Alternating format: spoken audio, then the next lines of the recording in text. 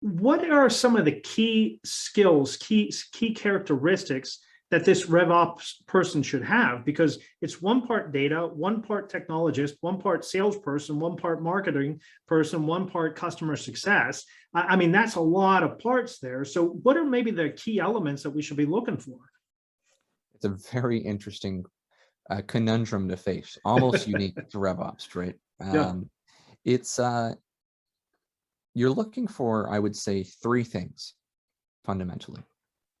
One is a technology component, right? And particularly a tactician. You need somebody, 9 times out of 10, you need somebody who can get into the weeds, put their hands on the keyboard and start developing systems for you and working through the tactical problems that you're facing as an organization and design, architect, implement solutions to fix them. And not even just design, and implement those systems, but they need to know what exists out in the marketplace, which is becoming increasingly more difficult as these systems pop up more and more. Really, truly innovative systems, but there's dozens of them, if not hundreds at this stage. So the folks need to be up to date on the technology landscape and know how to put it into place.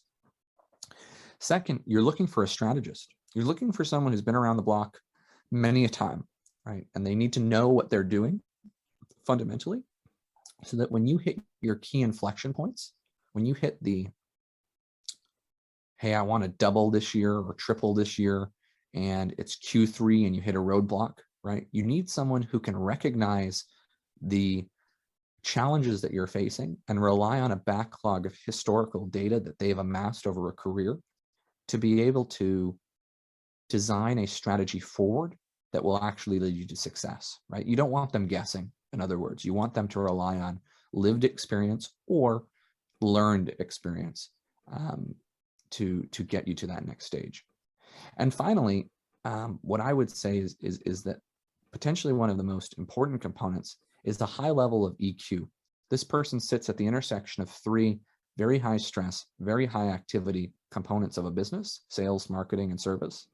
And fundamentally, they need to be able to understand and empathize with the leaders of each of those departments, take all of that data together, synthesize it, and convey it to folks in a way that instigates action. And IQ is always an important component working in the business world, but EQ, particularly for this role, understanding how people work, think, empathize with them, that's a critical component as well.